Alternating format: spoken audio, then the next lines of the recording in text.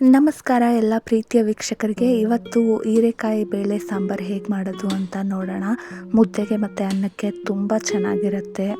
ಮೊದಲಿಗೆ ನಾನಿಲ್ಲಿ 1 ಕಪ್ಪಷ್ಟು ಬೇಳೆನ ತೊಗೊಂಡಿದ್ದೀನಿ. ಈ ಬೇಳೆನ ಒಂದು ಸಲ ಚೆನ್ನಾಗಿ ತೊಳ್ಕೊಂಡು ಕುಕ್ಕರಲ್ಲಿ 1 ವಿಷಲ್ ಬರ್ಸ್ಕೋಬೇಕು.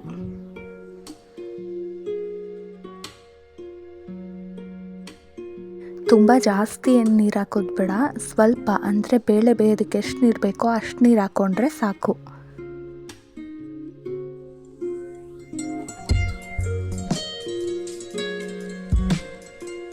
ನಾನಿಲ್ಲಿ 4 ಹೀರೆಕಾಯಿನ ತೊಗೊಂಡಿದ್ದೀನಿ. ಹೀರೆಕಾಯಿನ ಚೆನ್ನಾಗಿ ಸಿಪ್ಪೆ ಎಲ್ಲ ಒರ್ಕೊಂಡು ಅದನ್ನು ಕಟ್ ಮಾಡ್ಕೊತಿದ್ದೀನಿ.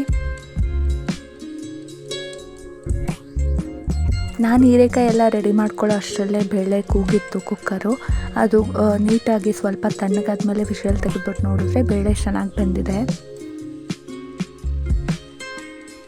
ಇದೊಂಥರ 1 ಪಾಟ್ ಸಾಂಬಾರು. ಸೊ ಈ ಬೆಂದಿರೋ ಬೇಳೆನ ನಾನು ಬೇರೆ ಪಾತ್ರೆಗೆ ಶಿಫ್ಟ್ ಮಾಡ್ಕೊತಿದ್ದೀನಿ, ಯಾಕಂದರೆ ಸಾಂಬಾರು ಮಾಡ್ತಿರೋದು ಕೂಡ ಇದೆ ಕುಕ್ಕರಲ್ಲಿ. ಈಗ ಒಂದು ಮಿಕ್ಸಿ ಜಾರ್ ತೊಗೊಂಡು ಅದಕ್ಕೆ 1 ಕಪ್ಪಷ್ಟು ತೆಂಗಿನಕಾಯಿ ಹಾಕ್ಕೋತಿದ್ದೀನಿ. ತೆಂಗಿನಕಾಯಿ ತುರಿ ಇರಲಿಲ್ಲ, ನಾನು ಪೀಸಾಗಿ ಕಟ್ ಮಾಡ್ಕೊಂಡಿರೋದು.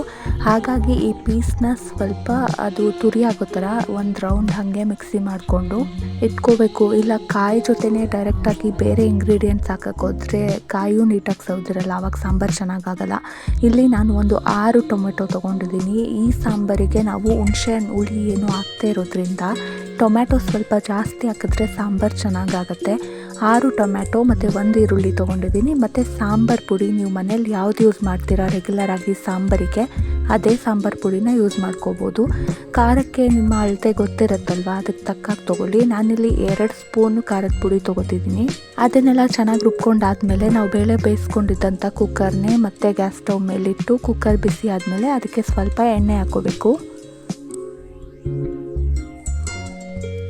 ಎಣ್ಣೆ ಚೆನ್ನಾಗಿ ಕಾದ್ಮೇಲೆ ಕಟ್ ಮಾಡಿ ಇಟ್ಕೊಂಡಿರುವಂಥ ಈರುಳ್ಳಿ ಹಾಕಬೇಕು. ಅರ್ಧ ಈರುಳ್ಳಿ ಸಾಕು, ಜಾಸ್ತಿ ಏನು ಬೇಡ. ಈರುಳ್ಳಿನ ಚೆನ್ನಾಗಿ ಫ್ರೈ ಮಾಡ್ಕೋಬೇಕು.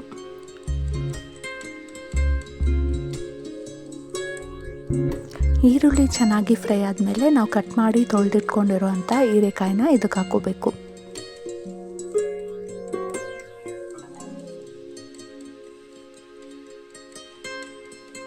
ಹೀರೆಕಾಯಿ ಸ್ವಲ್ಪ ಚೆನ್ನಾಗಿ ಫ್ರೈ ಆಗಿ ಅದು ನೀರು ಬಿಟ್ಕೊಳ್ಳೋಕೆ ಶುರು ಆಗುತ್ತೆ. ಅಲ್ಲಿವರೆಗೂ ಅದನ್ನು ಫ್ರೈ ಮಾಡ್ತಾನೆ ಇರಬೇಕು. ಈಗ ಇಲ್ಲಿ ನಾವು ರುಬ್ಬಿಟ್ಕೊಂಡಿರೋ ಖಾರ ಕೂಡ ರೆಡಿ ಆಗಿದೆ. ಈ ಕಡೆ ಹೀರೆಕಾಯಿನ ಫ್ರೈ ಮಾಡ್ಕೊಂಡಿದ್ವಿ ಅಲ್ವಾ, ಹೀರೆಕಾಯಲ್ಲಿ ನೀರು ಸಹ ಬಿಟ್ಕೊಂಡಿದೆ. ಇವಾಗ ಇದಕ್ಕೆ ಖಾರನ ಹಾಕೋಬೋದು. ಖಾರ ಹಾಕಿದಾದ್ಮೇಲೆ ಎಲ್ಲನೂ ಒಂದು ಸಲ ಚೆನ್ನಾಗಿ ಮಿಕ್ಸ್ ಮಾಡ್ಕೋಬೇಕು. ಇದಕ್ಕೆ ಈಗಲೇ ನೀರೇನು ಹಾಕೋದಕ್ಕೆ ಹೋಗಬಾರ್ದು. ಖಾರ ರುಬ್ಬುವಾಗ ನಾವು ಎಷ್ಟು ನೀರು ಹಾಕಿರ್ತೀವಿ ಅಷ್ಟೇ ಸದ್ಯಕ್ಕೆ ಸಾಕು.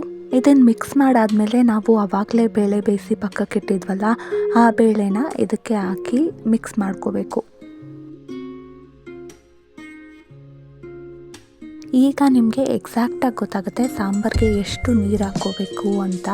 ಸೊ ಅದಕ್ಕೆ ಆಗಲೇ ನೀರು ಹಾಕ್ಬಿಡಿ ಅಂತ ಹೇಳಿದ್ದು. ಈಗ ನಿಮಗೆ ಸಾಂಬಾರು ಎಷ್ಟು ಗಟ್ಟಿ ಬೇಕು ಅಥವಾ ತೆಳು ಬೇಕು ಆ ಅಳತೆ ನೋಡಿಕೊಂಡು ನೀವು ನೀರನ್ನು ಸೇರಿಸ್ಕೋಬೋದು. ಯಾಕಂದರೆ ಬೇಳೆ ಬೇಯಿಸೋದಕ್ಕೂ ಸಹ ನಾವು ನೀರನ್ನ ಯೂಸ್ ಮಾಡಿರ್ತೀವಿ. ಹಾಗಾಗಿ ಖಾರ ಹಾಕಿದ ತಕ್ಷಣ ನೀರು ಹಾಕೋದಕ್ಕೆ ಹೋಗಬಾರ್ದು. ಈಗ ರುಚಿಗೆ ತಕ್ಕಷ್ಟು ಉಪ್ಪನ್ನು ಹಾಕ್ಕೋಬೇಕು. ಉಪ್ಪು ಹಾಕಿದ ನಂತರ ಸಾಂಬಾರನ್ನ ನೀಟಾಗಿ ಒಂದ್ಸಲ ಮಿಕ್ಸ್ ಮಾಡ್ಕೋಬೇಕು. ಇವಾಗ ಸಾಂಬಾರು ಎಲ್ಲ ಥರನೂ ರೆಡಿ ಆಗಿದೆ. ಇದಕ್ಕೆ ನಾವು ಕುಕ್ಕರ್ ಮುಚ್ಚಿಬಿಟ್ಟು 1 ವಿಷಲ್ ಹೊಡ್ಸಿದ್ರೂ ಸಾಕು. ಚೆನ್ನಾಗಿ ಹೀರೆಕಾಯಿ ಅಥವಾ ನಾವು ಖಾರ ಹಾಕಿರೋದೇನಿರುತ್ತೆ ಎಲ್ಲನೂ ಚೆನ್ನಾಗಿ ಬೆಂದಿರುತ್ತೆ.